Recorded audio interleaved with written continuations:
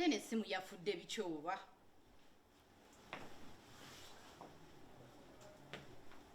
Onalayika yakyusizza pattern. Saagala muntu akwata ku kintu kyange nga sikimuwadde.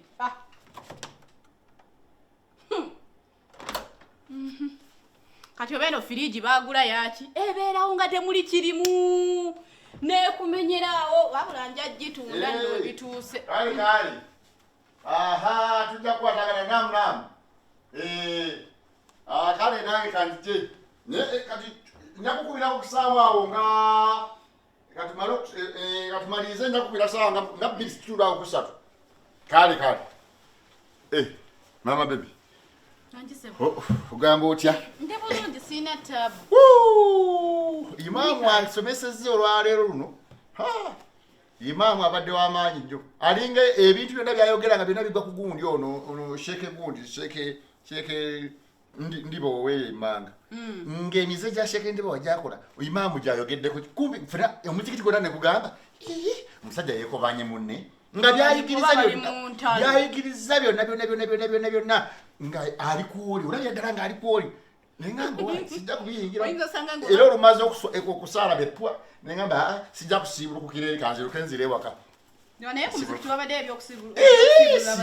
tuteekayo ebyokusiibuluka bingi nnyo emmere ebaayo biceere gibaayo byonna bibaayo abaana bajja jjukira mizikiti abantu abatalina busobozi bwe bajja bonna naye kati fe abalina obusobozi era bayida wekiba kyabuvunaanyizibwa obusobozi ne mubaleka abatalinawo natusegere kati kwe kuddeeka mmale okusiibulukuka awo biddako onzijukiza nina okukubira sheeke ndirangwa nina ebintu byenjagala omubuulira ndirangwa ogenda mubuulira bintu webiri ebyaffe nindamu okumubuulira kati sooka omufunira ku kyokulya nsiibulukuka kino nakyo kiggwe ebisigadde tunaabikola kuba kati eriwobulayo eddakiika 5 naawe leka tetusobola kusaala nga teziweddeyo jukira eri osooka n'olyawo akantu akatine nnyo akakutwalisa muswala kati wano okulya okukkuta n'olwokudda nga mumaze okusaalira ddala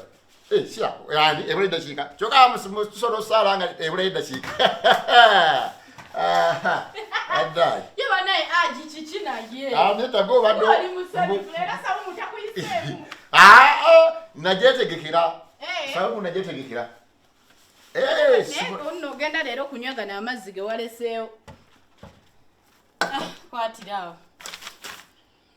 sitegedde bino byoleese kino ki kindazi togamba leero tofumbye kubanga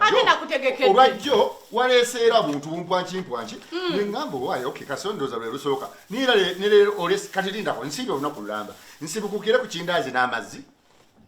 ate ng'ebintu gye weebiri esito wejjudde emmere ati taata kyenjagala okutegeeza nti ffe twabasooka okusiiba ndowooza ekyo kimanyi bulungi ffe twasooka okusiiba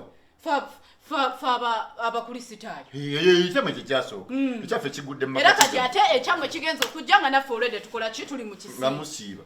kati anti kyeŋŋamba ate kikujjako okufumba gwe wanawaka tokulaba nvudde ku muzikiti nga njagala nnyo okulya emmere kuba ofumba mukyala wange ofumba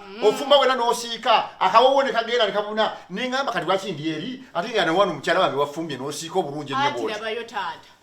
bwe twagenda mu kisiibo wakitegeera bulungi nti ekyaffe kyanjawuloko ku kyammwe